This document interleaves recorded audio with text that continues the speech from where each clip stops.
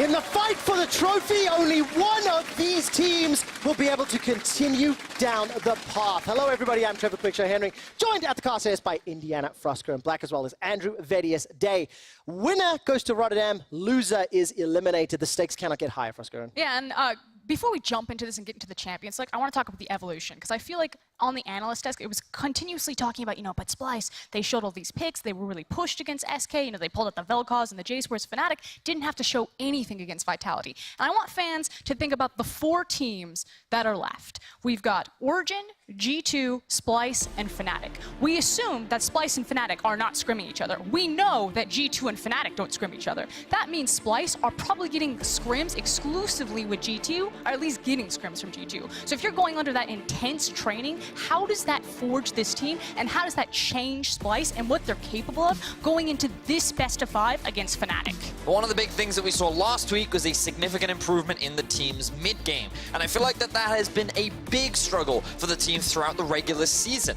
Coming into playoffs, we wondered if Splyce could translate an early game lead into a strong mid-game, and I think they demonstrated SK that they could do it, and this is going to be so important against Fnatic. So moving into the draft, I will be looking at what approach will they take. Will they stick with this comfort scaling style that they often use towards the latter half of the regular season, or will they try to match Fnatic in the early game? Will they try to fight them and challenge them where Fnatic seem at their strongest? Well, we're going to find answers to all of those questions as the draft continues to unfold. Morgana, Xayah banned away by Fnatic, who chose blue side for game 1 of the series, followed by Silas and Braum by Splyce. And what's interesting is in the best of 5 of Fnatic versus Vitality, Fnatic banned every single time Hecarim and Draven, and neither of those champions had hit the ban bench. We had questions. Did Fnatic just not feel comfortable playing the Hecarim when they were so afraid of it, or was the Karthus a higher priority pick? And now with the Karthus still available, it leaves the question, will Splyce look to ban it, or will they hand it over to Fnatic?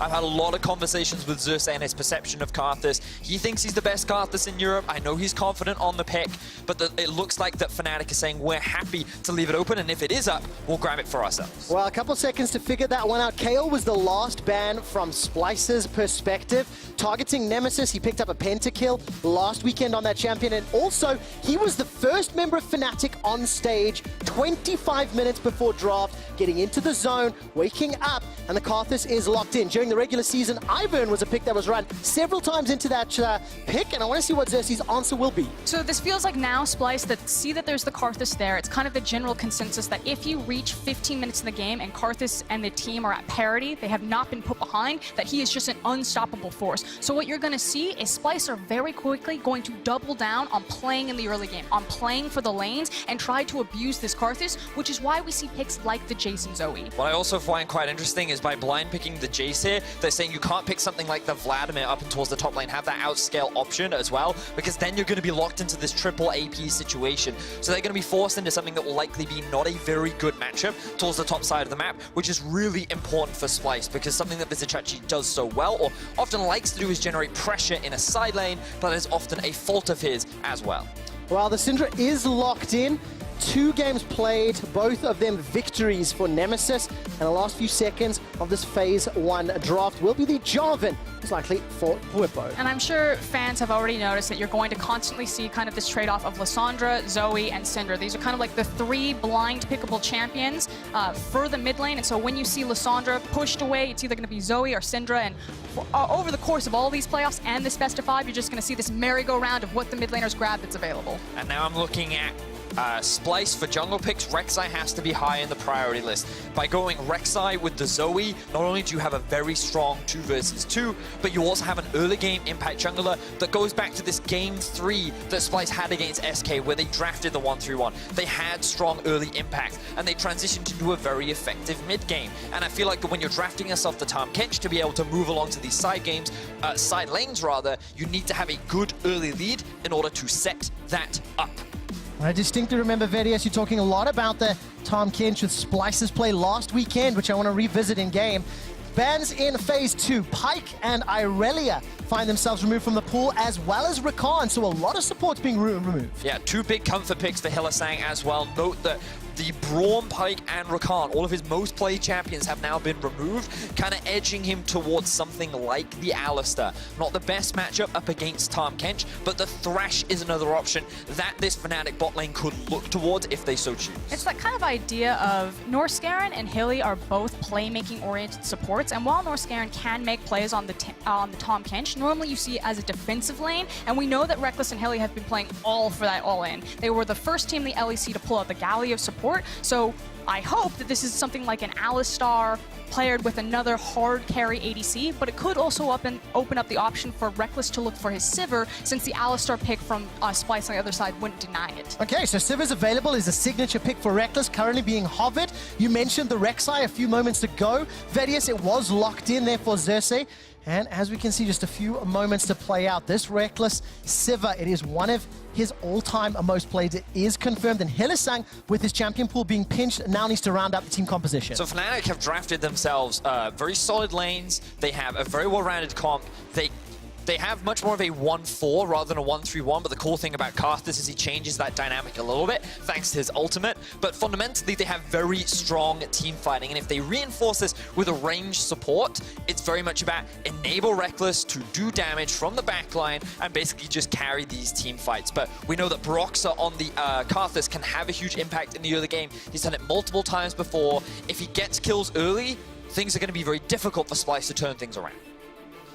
Well, a few seconds left to play out. The Alistar was secured to join Rekkles' Sivir, and you touched on that, Karthus. Broxah has played the champion 5 times, undefeated, 28-4-28. And to round out the team composition here for Splyce, it's a little bit of a pivot there. It's the Corki that will most likely be played there by Cobby in the bottom lane. So what is cool is kind of this relationship that Splyce are showing with a lot of their flex picks, not just in this best of 5, but in their previous one. The fact that they had the Vel'Koz, and it was a question, is it going to go to the ADC position or into the mid lane position? There's a very similar thing here with the Zoe and the Corki. You've seen both champions play them in either position, and you can see that they're kind of hot potatoing around about where is it going to land, how are you going to spec your runes?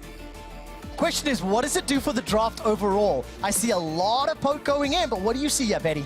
So, the first thing to know is that we have a Zoe in the bot lane. Right. This will be the shift going over towards Splyce.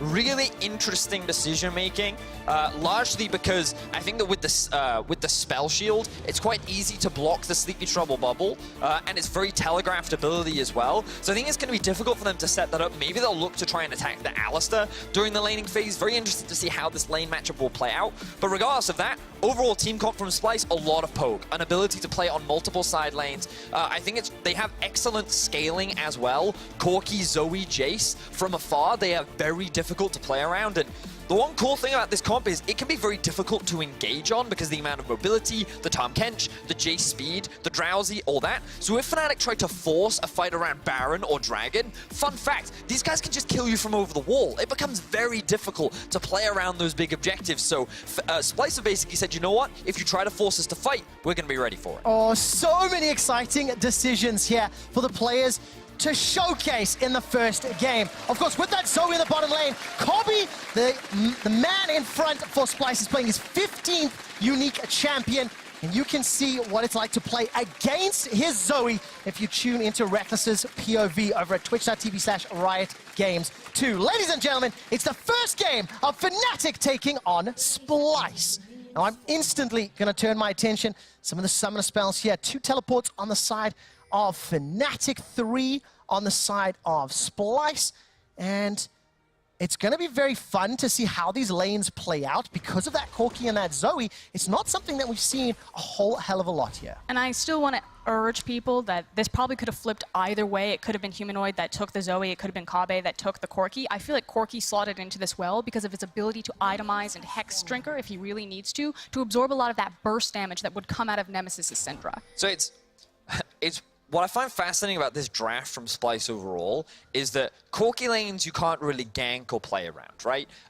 There's not much setup. Rek'Sai definitely has a lot of damage with the flash knocker, but because there's no follow-up CC, it's going to be difficult to play the Syndra. Ganking bot is kind of where I'd look at for Splyce, but then Alistar Sivir can be very challenging because of how much disruption Alistar has, the spell shield on Sivir as well. So I kind of look at this comp and I'm thinking, well, they've drafted Rek'Sai, very typically early game focused jungler, someone who's very invested on getting his lane as a head, and he doesn't have actually that many lanes that he could try to snowball, which makes me wonder what kind of decision-making and pathing Xerxes has in mind with regards to the early game for Splyce. I feel like their big power window that Splyce really want to attack with this composition is actually post the package as well as having access to Abyssal Voyage. Yep. The thing about Rek'Sai is that we know that she's incredible at skirmishing, but think of how much control you have over the map, especially the bottom side of the map on Splyce's composition, when you have someone like Zoe, long-range pick potential, when you have someone like Tom Kench, the ability to collapse from afar. So I feel like Splyce will probably play this a bit safe, get all of those ultimates, and then start blitzing into Brox's jungle and try to eat up Fnatic's bottom side of their map. So dragon spawns, especially early Infernals, would be really valuable to them. Well, the first one is in fact coming up shortly, and you talked a lot about the early game impact. Youngbuck actually had a great tweet earlier today where he talked about the early game decision making and how he's prepared coming into this game. He said, looking forward to the challenge of playing Splyce today. For the first time in a long time, we, being Fnatic, have had to look at themselves, knowing how well Splyce have prepared. And Vedius, we saw this last weekend as well, how Splyce improved upon some of their weaknesses from the regular season, going into that matchup against SK. And there's all eyes going to be on Xerxes, one of the stars of last weekend's series. Splyce also have this history of taking favorites to 5 games. We saw it last split up against Schalke. We've seen it multiple times against G2 as well. And ultimately, these guys always result in a very exciting series. And I feel like that when you look at this match as well, I know many fans look at Fnatic as very heavy favorites. The Twitter poll was 3-0 in Fnatic's favor. But I feel like that what Fnatic do very well is they're very good at cookie-cutter League of Legends. They have very good players, they draft very standard, they don't do anything surprising or special. You look at that composition, there's nothing new or unique here. This is almost like staple signature picks across the board for Fnatic, and that's one of the good and bad things about them, is that when they get their comfort, they are so terrifyingly strong, but at the same time, it allows Splyce to be creative and come up with new ways of dealing with Fnatic because they almost know what to expect. And then the question is, if Splyce are successful in this game one with more of a creative draft as opposed to what we saw for kind of the cookie-cutter regular season, then it opens up so much harder drafting principles for Fnatic continuing in this best of 5. It's just completely different mind games. But if Splyce fail here, I feel like we're going to go see them return to form, and it's all going to be about the team fighting, the scaling, the classic Splyce that we know works. Yeah, exactly. It's nice to know that Splyce have another gear to fall back onto.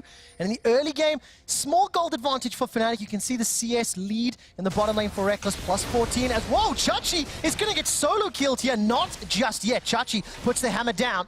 Bwipo is fancying a shot, not going to be able to do it. He needs to be very careful. That was like looking for flag, flash auto with the passive. Yeah, very surprised that Vizichachi even got that low in that 1-versus-1 matchup.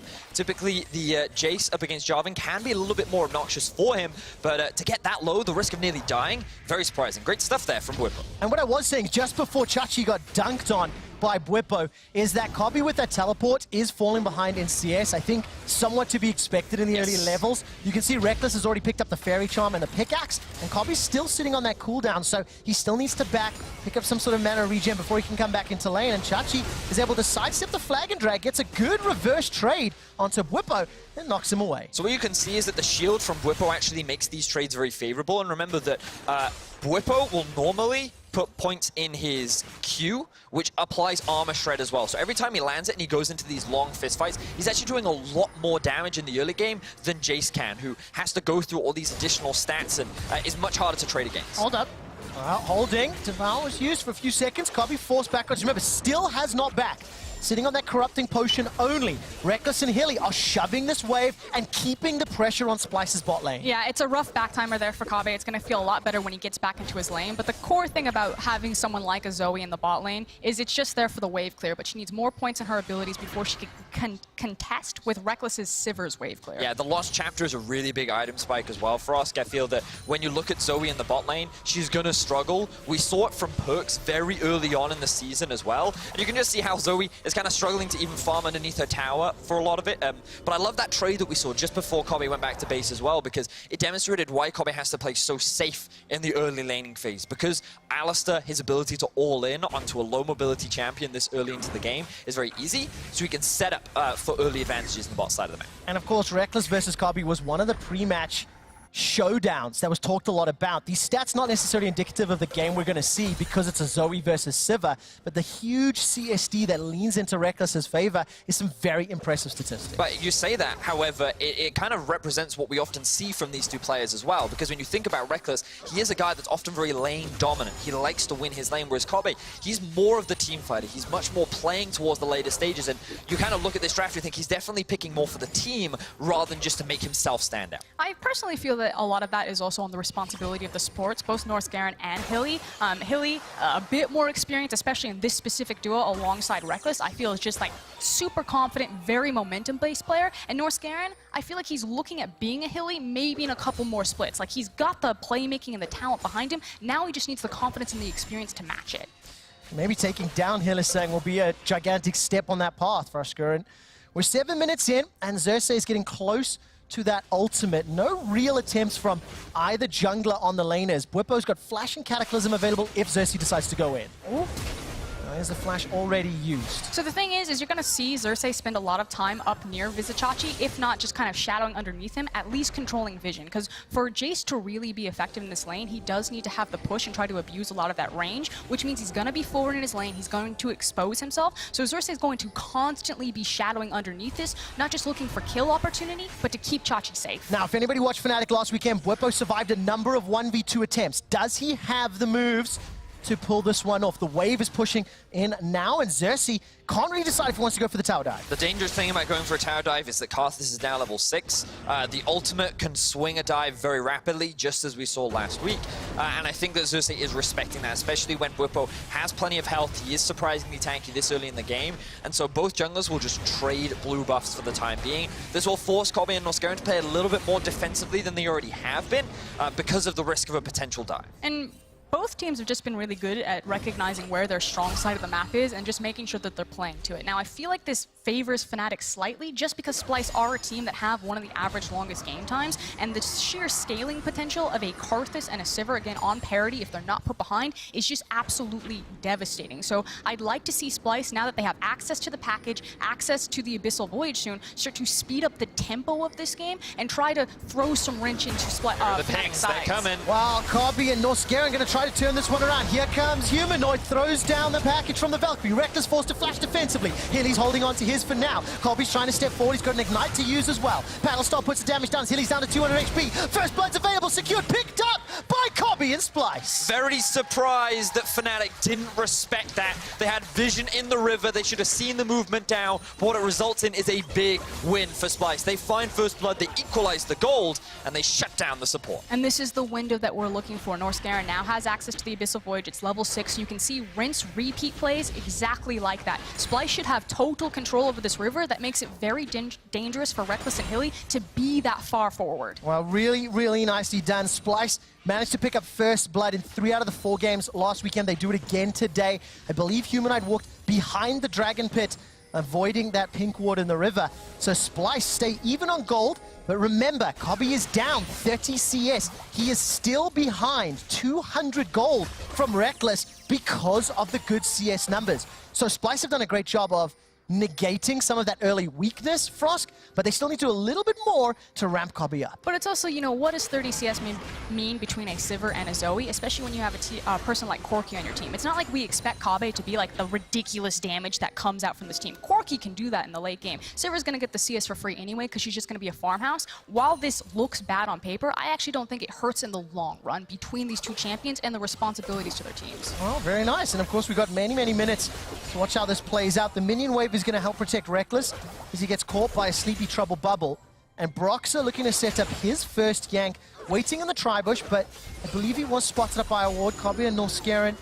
There's only one flash between them in the bottom lane, and Broxer's unable to find any potential follow-ups here. So it's just push City, as Bwipo is now going to be punished. Here comes Xerxes. He's got the flash, he's got the chilling smite, he's got Void Rush as well. Cataclysm comes down, Requiem will follow, but Chachi survives thanks to the stopwatch, and that is a gigantic cooldown from Broxah that will not find a kill. Beautiful stuff from Splyce. They're continuing to find these early leads. We asked this question at the beginning of the game, but Fnatic want to try and answer back as Reckless will find nothing. Splyce slowly starting to accrue this gold lead, and again, one of the questions we asked was, what kind of Splyce will show up? Will they try and go to comfort? Will they try and scale? Or will they look to match Fnatic in the early game? And so far, they've made a package play, they've made a successful gank, and they are 2 kills up over Fnatic. And it looks like they're succeeding where Vitality really couldn't. Vitality threw everything in the kitchen sink to try to break Fnatic, especially Bwipo, up in this top side, and they just couldn't make it count. Chachi, on the other hand, did make it count, but can he snowball the game, or Cabochard couldn't? Well, Visit Chachi 0-0-1. Got that CS advantage and sitting pretty comfortable up against Bwipo. While Xerxes was picking up the Rift Herald in the top lane, down in the bottom, Fnatic were able to secure the Mountain Drake. They also got themselves 2 plates from the bottom tower. They've got 1 plate in the middle tower, so Fnatic sitting pretty happy with that plate gold. You can see Xerxes and Humanoid cheating towards the top half of the map, while Chachi's looking to even out the total plates killed by putting a lot of damage on this top outer. Yeah, if our observers could very quickly toggle the vision, you can actually just see the differences. We run out of time as Xerxes goes for a gank. Yes, he does. Bwipo's in so much trouble. Void Rush should just be about enough. Visit Chachi takes down Bwipo, and Splyce are absolutely dominating the kill count. They are in control of the enemy champions, and they're up 500 kills. And this sums up perfectly the kind of tendency differences, or something you can expect from Fnatic. Remember what we said, that Fnatic is very cookie cutter. You can almost know what to expect from this team, and one of the things they often do is play around bot lane. And the reason why I wanted to highlight the vision was because you can see everything is invested towards the bot side of the map for Fnatic. They drafted Zoe Tom Kench, a very defensive lane, and while they did find a Corki package play, the whole game plan for Splyce has actually been to play around top side, try and get Vizichachi ahead on the Jace, and so far they are finding success, whereas Fnatic is finding very little. It's also just a great read from Splyce to say, okay, just leave bot lane, let's throw everything up into the top side, let's try to break the tower as quickly as possible. That said, because it was a Mountain Dragon, in fact double Mountain, I don't know if this is going to pay off unless they can really get this rolling and try to snowball into much more Rift Herald control when that objective does spawn. Which, there it goes. It is available, so the plate gank going to be used in the mid lane. Bring that Rift Herald up. Tower First Blood is available in the top lane here for Chachi. One big boop will take down at least one of those plates. A couple more hits. Oh, so nicely done. Humanoid just gets out of range of Hylissang, so he's able to back away, get some plate gold, and Splyce continue to stay 1,000 gold up as we get to 15 minutes on the clock. Whippo's not done yet. Cataclysm is available. Chachi's run out of mana, though. Now, Requiem is on cooldown. It's not available for use for a few more moments. Whippo's going to get turned around. Here comes Kobe. He teleports in. Sleepy, Trouble, Bubble. Paddle Star's not going to be enough, but the Void Rush surely will. There goes Xerxes. Dashes in, bites down. Spin for the win. Xerxes picks up the 4th kill for Splyce. And Bwipo just needs to lose gracefully at this point. Way overforced that fight. I felt like he was trying to look for the Requiem cooldown. It just wasn't there in time. And unfortunately, he just looks like a fool that far overextended in the lane. Ends up being first tower going in favor of Fnatic, but Splyce immediately trade. And Frost, I completely agree with you. I can understand what Bwipo was trying to do. We can see the Requiem was up 1 or 2 more hits. That would have been a kill, but he didn't respect the teleport on Kobe. He didn't realize that Xerxes, funnily enough, playing towards topside as he has the entire game, and it meant that there was no way for him to escape. Fnatic find themselves down another kill, and their top lane is now 0-3, where this Rek'Sai and Jace duo is only getting stronger and stronger. And frankly, the only play that I've been a bit 50-50 on that Splyce have made this game so far was that Rift Herald play in the mid lane. I feel like they didn't have proper information about where Fnatic was to make it count, but you know, if they're able to push this down, send all 5 members now because they've unlocked the entire map, then it won't matter. That's so interesting. The way that these lanes have played out, Vizichachi doing so well in the top lane with the help of Xerxes. He's up 40 CS. He's 1-0-2 on Jace. He played it last weekend. He went unkilled the entire game. So 3-0-3 in that performance. Now on the flip side, Reckless is sitting up 40 CS in the bot lane on his most played professional champion at 45 games. And we need to see which lever can be utilized to help the team pick up the win. Now, one of the cool things about Splyce's composition is the triple teleport that they're running. This means they can send anyone to a side lane. You'll notice they've currently got Zoe in the mid, but Corki is up top side, Vizicachi is bot. The reason why they've put the Jace down in the bot lane is because his TP is on cooldown, and Drake will be the next big objective that both these teams will look to play around. Corki with his TP can just safely sit at the top side, whereas they don't want to send Reckless up there because they won't have the wave clear, and he's the only one with teleport. Nemesis has a heal, so they can't send him up there, so Jarvan is just kind of haphazardly trying to clear waves, moving with his team, and Splyce are the ones that should have the better position right now to set up for this objective and force Fnatic into an awkward situation. And of course, you can see the amount of gold that each individual has accrued over the course of the game, and the positioning around Dragon has already started. Requiem is up for Broxy, he doesn't yet have level 11, but 2 Mountain Drakes going the way of Fnatic is not something Splyce want to abide by, which is why they are contesting the vision and trying to challenge. We've heard professionals all over the globe talk about how broken Mountain Drake can be in that it unlocks early Baron access, especially when you have a Syndra, her burst damage, that you basically never be able to outsmite it, and then having double Mountain on top. But the thing is that Splyce need to be very patient and controlled when setting up their 1-3-1. They have all the tools that they can force Fnatic to not even look for the fight, to possibly get the Drake for free, but Fnatic hard want to force this fight. That's where their composition feels comfortable. Notice how sneaky Fnatic are being right now. They know that Splyce invested all of their vision towards the top side of the river, but a lot of this bottom side is actually very dark, and Fnatic were utilizing that to try and find a pick onto Chachi. But now the Drake is up. Splyce have control over the river. They're starting this one off. All right, Splyce trying to use some of that poke to keep Fnatic at bay. Not fully committing to the objective nor the fight. Backing away as Nemesis avoids the Sleepy Trouble Bubble. Know how Fnatic have the bot wave pushed, and no one has it in control right now. Fnatic look for an engage. All right, Xerxes going to be the target. He gets jumped on, run down, and easily killed. Splyce were backing away, and Xerxes did not get the memo. Now, they will make a nice trade here by getting decent damage on the mid lane tower, possibly the mid lane tower. There they go. That feels good. But this was Splyce just not being patient enough with their composition and possibly getting more for it. That was so cheeky! To the skies, gets Chachi out the Cataclysm,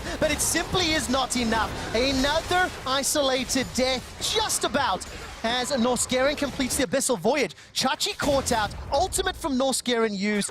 Yes, Splyce got the tower, but Fnatic got the second mountain. And the thing is that Splyce had optimal setup for the vast majority, but let's backtrack to when we said Fnatic were being very sneaky. They set up those control walls towards the bot side, which meant that Splyce could not confidently push out that wave. There was still a tower there, which meant that they never had priority on the bottom wave, and the moment that no one was going to deal with it, Splyce split apart, Fnatic engaged, and then they end up being the ones coming out on top. And now my concern is, Vedius, is that you have a team that has double Mountain and great Baron burn if they ever approach it. This is like a huge target on the map that when Baron spawns, Fnatic can very easily pull Splyce in because Splyce has to answer it, and a 1-3-1 composition can really struggle around the Baron unless they land massive poke before the fight happens. Good thing this is a poke comp then, isn't it, Frost? Because you've also got the Jace, the Corki, the We just saw them try to set up the 1-3-1 for the Dragon and they lost because they got picked. Yeah, I completely agree with you, but hang on right now, we might be seeing another fight. Bwipo. Let's see, Bwipo actually gets pulled backwards. Not going to be enough just yet. I think that was the Jace hammer that may have just knocked him sideways. I fully agree with you. I think that the Baron right now is optimally set up for Fnatic, especially when they're going to be looking to team fight, and that'll be the prime objective that they utilize to force those. But the amount of poke from Splyce scares me a lot, and I think that Fnatic have to show a lot of respect and have to have a lot of patience when they're playing around this objective. Well, let's see how they do, because Baron hasn't spawned yet, and the game has been about pushing these towers down. 2 for Fnatic, 3 for Splyce. Reckless is running, trying to chase down Vizicachi, who uses the Mercurial Hammer to knock away the threat. 220 CS for Reckless in 19.5 minutes. He's got an Essence Reaver and a Rapid Fire Cannon, and this is the champion that he has carried many a game for. Broxah seems to be cheating to the lane where Reckless is pushing, and we've seen Broxah invading to steal multiple buffs in a row as we now crest the 20-minute mark. That's been the MO for Broxah all game. They knew that there was a possibility of a repeat gank on Reckless without his flash after the package, and immediately Karthus was down there forcing everything. But Splyce, every time Fnatic make a move, they do happen to have an answer. They took the Dragon, Splyce traded it for the mid tower, everyone went bottom, they managed to get Chachi kills, so it's how will Splyce continue to react to this Fnatic team. So I'm looking at the mini-map constantly to see where the vision is being prioritized. And you'll notice that Splyce have actually invested a lot of vision towards the bot side of the map. One of the main reasons for that was because Vizichachi, his goal was to push towards that tier 2. But once they noticed Fnatic starting to group up around the Baron, they immediately had to back off. So you'll notice that all the blue side vision started to get invested up towards the top side. Splyce were like, no, no, no, no, no, no, no. I have to stop this. So they immediately moved back to mid. And while they have control over the river, Fnatic still have semblance of vision around this Baron area. And Splyce, they're kind of forced into this awkward situation now where their lane assignments weren't optimal. They kind of split up all over the map. So now they're starting to regain control slowly but surely. But this is just buying more time for Fnatic.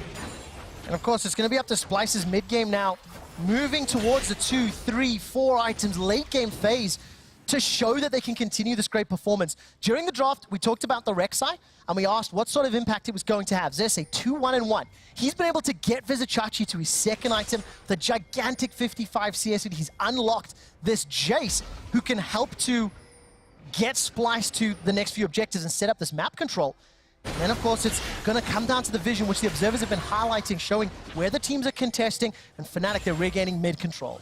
Now, one of the things we have to remember is that Fnatic wanted Splyce originally in round 1 of the playoffs. Fnatic said, oh, we can't have them, I guess we'll take Vitality. But stylistically, they felt that they were always going to be better than Splyce. And the reason for that was because they felt their mid-game was just better. It was this point in the game where Fnatic felt stronger. And it's the decision-making that Splyce now have to choose to showcase why this was a mistake for Fnatic to want to try and fight them early. And that poke damage now needs to be on point like you were talking about, Vidius. There goes one. All right, Sleepy Trouble Bubble, that will find Brock. So Baron's going down to Hop. There's a stun connecting onto North Scare, and Fnatic haven't healed away from the pit yet. They may have got the objective they wanted as the teleport's been committed. Nemesis takes a Prey Seeker to the face, and at least one of the split push threats has been pulled back. Now, the logic from Fnatic here was that Humanoid was in the bot lane. They wanted to try and drag him up, force one of these teleports out from the side of Splyce, so they started off the Baron. But Splyce know we have a lot of poke. We can be patient. We can take our time. So they never felt the need to rush. They only TP'd in after they secured the objective,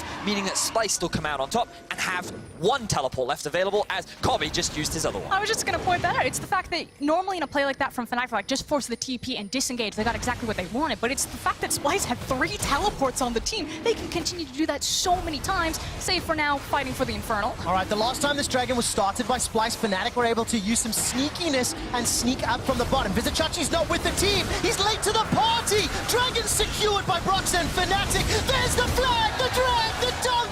Splyce have once again boxed it at the Dragon. The stun onto North Scaren. That's a Drake and 2 quick kills. Just freeze frame. You never, as a Splyce fan, want to see your team fighting on the Dragon against this type of wombo combo composition from Fnatic. Every time Fnatic are going to take that fight. This fight was so bad for Splyce. Fnatic are now in a prime position to kick off the Baron, and there's only 3 members of Splyce alive. Xerxes still up. Can he look for a steal, or will they look for another fight? Sleepy Trouble Bubble goes into the pit. Oh, here comes the burst damage. It's stolen! Vizichachi, you hero! It is the most farmed member of Splyce. He picks up the Baron secure. Now Xerxes looking to hunt down Hill, is saying there's no support for the support of Fnatic, and he's going to try to escape. The chains will buy just a couple seconds of time, and Xerxes continues to chase, gets an unburrow, and a furious bite kills Hillisang. Splyce take Baron. Woo! No, they don't, Trevor. Fnatic got it. Fnatic got Baron. It's okay, Trevor. It's okay. Thank you. It's okay. Chachi got a kill. Chachi got a kill. Chachi dived into the pit and got multiple kills. It was a chaotic fight, quick shot. It happens to the best of us. It's okay. That'll go on the highlight reel. Your career will be cursed for the rest of your life. It's fine. Shake it off. I'm so sorry. All right, so Splyce with a hero kills. when we get into the start of this fight, what you'll notice is that all of them are just grouped inside the pits, and every single one of them can eat all of this AoE damage from the side of the Jace. Just way too much damage from the AoE from both the Zoe and the Jace. It ends up being a clean-up fight. And that's the best case scenario, is that Splyce were able to eliminate a lot of those Barons. And because they can continue to try to split up the map with so much mobility, they can possibly stall out this big position of power that Fnatic have.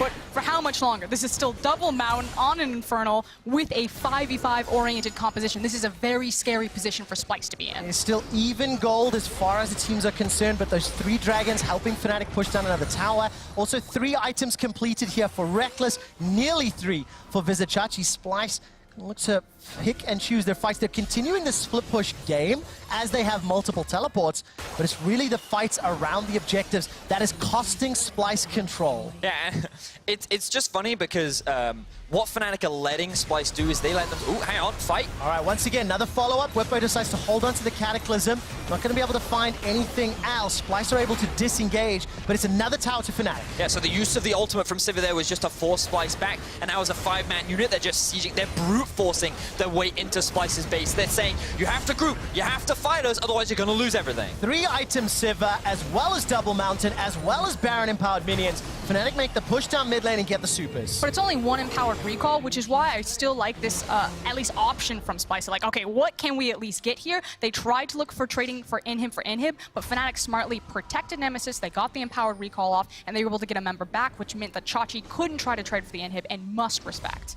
Now I'm kind of looking at some of these items across the board and thinking like scaling, something that we've talked a decent amount about. With Fnatic in regards to their team fighting, you've obviously got the Sivir, who's now at 3.5 items, looking very poised and ready to just melt through this entire Splyce lineup. So at this point, if Splyce find themselves in a 5v5, they will lose. That is just without a doubt, that will happen.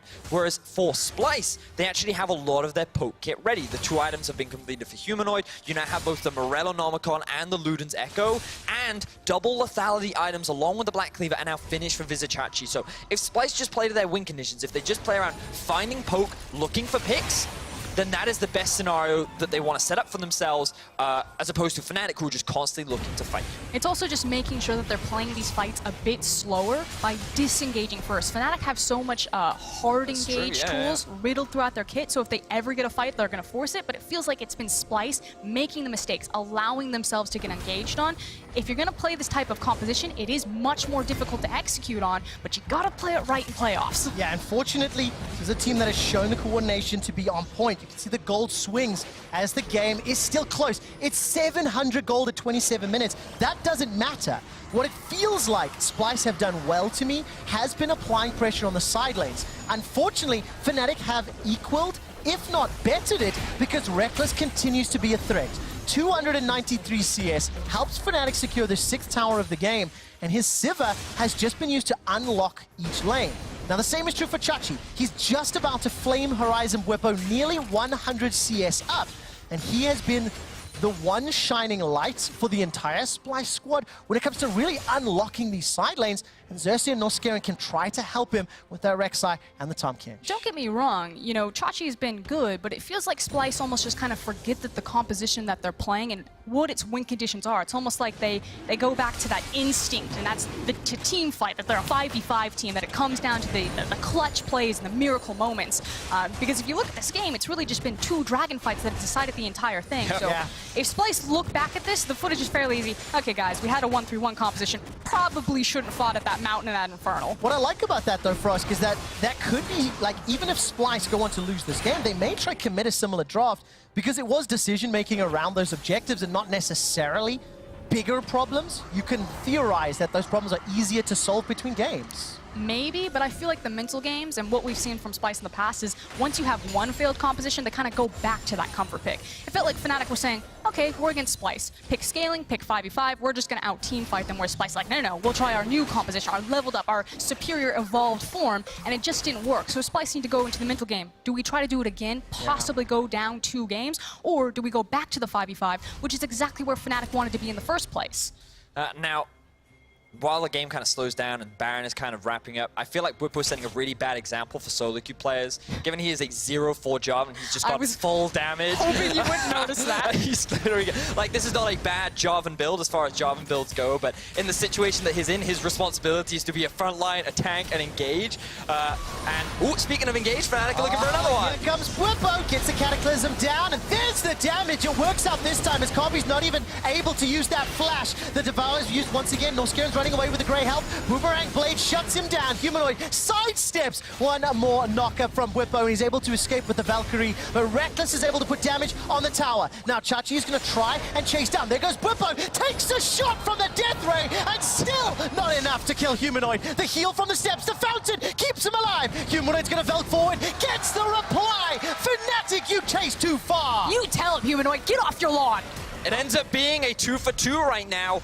And Splyce, they don't actually lose any big objectives just as the Baron spawn. If they hadn't found those kills, this would have been an easy Baron secure for Fnatic, but they overstate, they overcommit, and now Splyce, they can stall out a little longer. And I'm going to say that's also a bad example for solo queue players chasing for the kills when Baron's available. But it also does give you a very clear picture of what Fnatic's mindset, mentality, and kind of momentum is behind them. If they're making crazy plays like that, that is not where you want to be for Splyce. I mean, yeah, it might feel good because less setup time around Baron, maybe they get a chance back into this game, but that's also a very confident Fnatic charging you. All right, speaking of confidence, 2 members of Fnatic still dead. Splyce has started this one off. Wow, don't get this one wrong, They Trevor. might get Splyce this. are on the Baron. Yeah, they got it. They've got this one secured. There's simply no contest. Splyce stay in this game. It feels like Splyce are making so many good decisions, but with this Baron and the ability to defend the pushes from Fnatic, they can regain control. Underneath their own arrogance there, Fnatic collapsed and lost the Baron.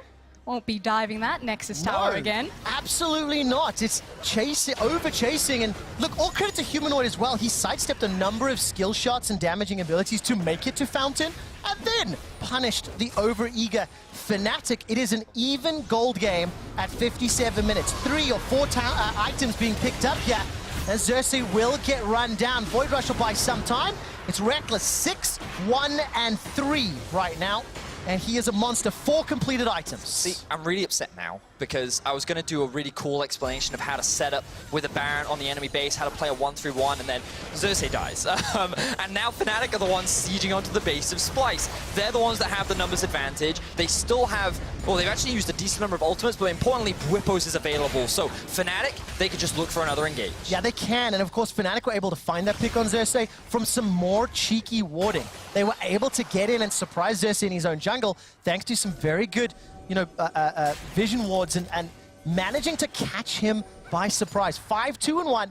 Xerxes Rek'Sai has been extremely pivotal in helping Splyce get to the point where they are, and with Baron, they can still stall this game out. It feels like when Fnatic don't have access to the Sivir ultimate, that they're not as confident in their other hard engage tools. Because while we do talk about all of the hard engage that's riddled throughout Fnatic's composition, you did mention earlier that Splyce also have so many disengage tools, Yeah. and it feels like they really rely on that Sivir movement speed to gap close so they can start landing their more targetable abilities, getting that Alistar in there, getting the Jarvan. Because right there we saw, as soon as the Reckless ultimate was gone, they're like, okay, just back off, wait for that cooldown, then we'll pop it and run them down on an elongated lane. Okay, I need to talk a little bit more about elongated lanes, because with 7 towers killed by Fnatic, 6 for Splyce, how do these teams now regain control? This Baron feels like a tempo Baron for Splyce. It's not necessarily going to allow them to take control of the game. Mountain Drake's up in 20 seconds. That'll be followed by Elder. And how do these teams utilize either that Elder, the next Baron, to then win the game? So, before we get into that, I just kind of want to set the scene, because the situation that both teams find themselves in right now is, as the game gets longer, it gets harder for Fnatic to siege because of the amount of damage and utility that Splyce's composition has, which means that every time they want to take the next tower, they have to fight. Oh no. Speaking of... I'm going to use some of that tool. Noskaran with the Tom Kench once again showing up, saving Kobe's life, but it was at the cost of his flash. So, Splyce want to avoid things like that, but basically, what Fnatic need to do is they need to be willing to commit to a fight. And what we're seeing from Fnatic is a lot of confidence, a lot of willing to make these plays. Whereas Splyce, what they need to do is just push out their waves. They need to get into a situation where they can just get some vision on their flanks to avoid Jarvan engages with the Sivir, and then they allow Vizicsacsi with the Baron to set up this kind of a play where they slowly work their way towards the enemy base. And you've also got to remember the amount of teleports and ultis they have to sneak into Fnatic's base as well. Hold that thought. The stun manages to connect. There's not enough support just yet from Fnatic. They're going to try to chase. Bwipo picks up another BF sword, by the way. He's 2.5 items in comparison to Chachi's 4 right now. Chachi was able to brute force that inhibitor in the top lane. But this works because there's not a big monster objective that it was available on the map for Fnatic to kind of pull, as Ender says, kind of like the gravity. It all comes around the Baron, it all comes around the Elder Drake. With these 2 monster objectives that will be spawning next time, it gets much harder for Splyce to play out this map. They need to be much more cognizant about their waves, and frankly, it's just harder for them to execute on setup versus Fnatic, which press R, run at someone, destroy them. Especially when your press R now has a Bloodthirster as well. 5 items completed for Reckless, 400 CS at 35 minutes. The late game Sivir win condition may be enabled, but Can Hylissang make it out? Yeah, the rest of Fnatic are starting to come up. There's a teleport being committed. Vizicachi's going to throw down those accelerated shock bots on the side. Northscarer's being burned low. Brox's kill in and amongst the pit. The river is now the battle scene. 1-2 quick kills for Fnatic. Requiem gets a good amount of damage down, but Fnatic are simply stronger in these 5v5s. Kobe now forced to use the stolen flash. He's looking to get run down. Reckless wants to cut off Humanoid. Gonna get the boomerang blade as well as the ricochet. Kill secured. Whipper's going to start the recall. And will Kobe be able to finish? No, he's decided to back away. This Dragon Pit is just the Thunderdome from Splyce, and they never come out of it. No, definitely not. Nemesis is able to pick up the kill. Look at those death timers. 46 seconds for multiple members of Splyce. Whippo's just picked up the GA and will defend the supers in the top lane, but Fnatic are pushing into the base. And it's one of those things where we talked about it earlier. Fnatic, they realized about halfway through the split that they were trying to do too many things. They were trying too many different strategies, and they just kind of need to go back to their roots. And again, their composition on paper seems quite bread and butter. Press the engage buttons and just go. But they're so good at doing it that it's very difficult for teams to challenge. And every time Splyce make a small mistake, yes, Fnatic just go for the play. Press the button and go. They're going for the win. That's a stun onto Xerxes. Double Nexus turrets down. There's simply not enough pressure. Reckless alone should be able to finish this one off. The Nexus goes down. Fnatic press the win button. It's just a Sivir comp, Vegas. It's just a Sivir comp. It's just a Sivir comp. And the thing is, the onus was on Splyce to play towards their win conditions in this. It was... Fnatic's win condition was very obvious. It was, we want to fight, right? And the great thing for Splyce is that they found early leads, they had a strong split pusher, and they had the ability to play around the map. But unfortunately, they got baited into two very crucial fights, as you talked about for us, where they just fell apart, and Fnatic were able to constantly find those big fights. Reckless ended 8-1 and 4 at the end of that game, and it doesn't matter. Every time Splyce tried to split up, it doesn't matter. Fnatic just pressed the go button, and they found those fights every time. It's like they can't be something that they're not. Splyce tried to play these 1-3-1, and yeah, it worked against a team like SK that didn't have the experience, but a team like Fnatic, who just knows their win conditions, is in their pocket of exactly where they want to play. Splyce can't just try to do something that they're not comfortable doing. And there was simply not enough pressure on Reckless. I mean, he got yet another win, 28 wins in his 45 games on the champion. That Sivir was hugely influential. But I really, really like what I saw from Splyce. They did play the early game well. Xerxes was impactful again on that Rex side. I like the lane decisions, but those dragon calls, I'm heartbroken when I see them, especially when in the same game, the same type of problem costs control. And now the question is, how does this change in a best of 5? Are we going to see Splyce try to run the exact same type of composition, kind of the mid-game, 1-3-1, the ability to snowball off of multiple lanes, or possibly giving all of their resources to Chachi? Or are we going to see big 5v5 team fighting, scaling ADCs? Because I think that will tell a lot. That will tell Fnatic, have we broken them? Are you now forced to play our game? We will find out later. Right now, Fnatic, they kicked off the series with a win, and for more, let's leave it to the analyst desk.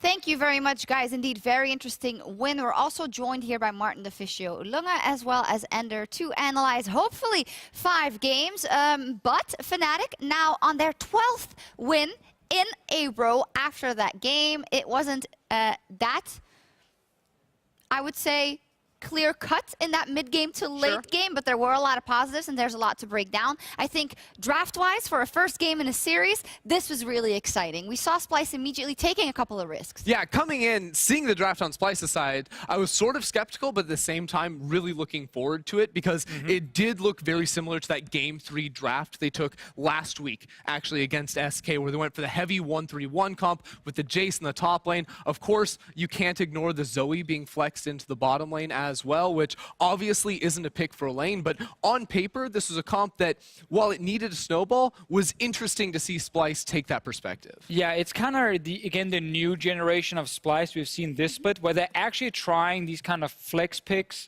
in roles you don't normally expect. If you told me last year Kobe would be playing like Zoe bot lane, I'd be like, nope, this was the guy even in the mage meta who stuck to 80 carries for most of it until he played like that one Heimerdinger game against Team Liquid. So he's not been a guy to go out of the 80 carry wheelhouse very often.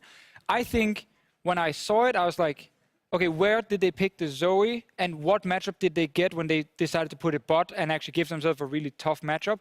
It was a Corgi, which didn't really scream early snowball to me in the mid lane. I thought they had something prepared against the Syndra to really punish it.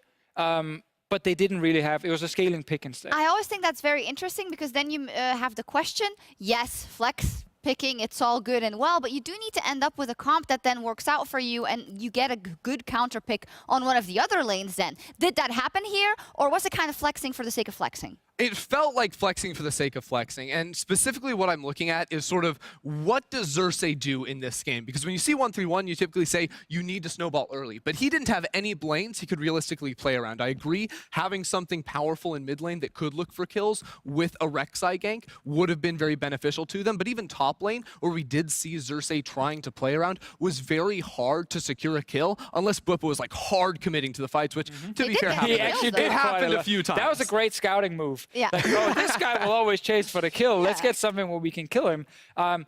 Even though we are debating now, you know, the positives and negatives of the way Splyce drafted, I think ultimately it was more decisions in the game that ended up making this draft look worse in the mid game at least. But not in the early. Early game, it was a great start. Obviously, we had Chachi getting really far ahead top side. I like Humanoid's first play on bot side as well to secure this kill here. Because Ender, you said it would be hard to make anything happen for Xerxes, but they get 3 kills early on. It looks great for Splyce. It's true. They did get the kills, but the question is it ever going to be enough? Because yes, Bwipo was shut down in top lane, but you could still see him winning a lot of trades up against Chachi early on. And the difference maker for me was Splyce needed to have the ability to take turrets in side lanes, to break inhibitors, and do all that. But Fnatic had so much engage that they just didn't really have the opportunities, it felt, to avoid the 5v5. And I think that's probably where Splyce found some issues, and the coaching staff most likely will look at that in game 1 and say, okay, when you have 1-3-1 drafts and you're gonna lose team fights, if you're ever gonna go to objectives where you want to secure like a Drake, you don't want to go as 5 when the enemy can then also group as 5 and then go towards you, because then you actually open up for Fnatic's way to play the game, which is 5-man team fight, hard engage. And that is what we saw exactly happening at that Infernal Drake. And at this point in time, Fnatic is behind. They haven't had their stellar early game. And then, as you see, Splyce does group up around that objective. And look at the minimap. Chachi is coming from base. Why is this a thing? Why are you right now allowing Fnatic to say, let's group as 5 and team fight? Ideally here, you have one side lane pushing. In case if you're going Drake, you want to kind of have your top laner pushing obviously in with TP. Fnatic has to answer this guy or lose a turret. You then will get mid prior because they're dealing with this Jay, so I have to at least kind of respect what he's doing. Then you move a couple of guys in towards the Drake, and you can still disengage if you see Fnatic are coming towards you and just take a turret and give them Drake. In this case, they 4-man started, Jace is running from base, and Fnatic are like, well, no side lane is pushing. Yeah, we can group. I think it's always tempting to talk about what went wrong in that situation. On the other hand, Fnatic, they kept their cool after that kind of bumpy early game and recognized this was their window to attack. Yep, exactly. They did the same exact thing against Vitality just last week, where they're trying to be split push into. Fnatic realized all we have to do is draft a strong, mid to late game team fight with heavy engage, and you force these teams to fight you blow for blow around the objectives. But this is what I really, really love about Fnatic. Your top laner went 0-3, and Jace were 100 CS up. But we talked about this last week quite a lot. They have the option to carry from either the top side or, of course, bot lane. So when Splyce were doing this draft and the Zoe ends up bot, it's not very strong in lane. Reckless gets a free game. And I think all of Fnatic are actually pretty calm during this game, being like, guys, Reckless got first turret on bot side. Or at least he got a solo kill, a solo turret on bot side. He's farming on Sivir. We literally just need to stall for at least 5-6 more minutes, and then this guy can carry team fights. Yeah, I think they know that, but something we can maybe fault them for is that I think there were some questionable decisions from either side in the mid game. We're going to take a look at specifically the Baron that I feel was a very much a 50-50 moment in the end. What happens here? There's a lot of damage in that pit onto Fnatic that hard committed for the Baron. I'm actually like Chachi coming over the wall and getting that objective ends up being a big problem for Fnatic, because I believe Chachi stole it over the wall. He did not. No, this is the first Baron. So he stole a kill. Oh, yeah, right. Actually, later did Splyce also get a Baron. You're right. You're right. This is him getting the kill, and then the smite obviously comes down. It was so confusing even for the observers. Also, to be fair, Karthus logo a little bit from the side could look like a Baron. Yeah, that's true. All right, and I know you're mad about You the just point, dropped your but like headset and everything. throwing Good. everything. back like, in. Okay, you're allowed to be wrong. I know the Fisher is Yeah. making you nervous because you're on the desk together. but, That's why he stole my suit. Yeah. Whoa, You didn't think I was whoa. going to show up today or what, so you just took my suit. It's a good-looking suit, man. It is a great suit. Hey guys, this is also an awesome graphic, so maybe let's put the attention on that and stop the giggling, because in the end, even though it went a bit up and down, it seems like Fnatic knew what was coming their way in every status of the game against this Splyce composition and struck when needed.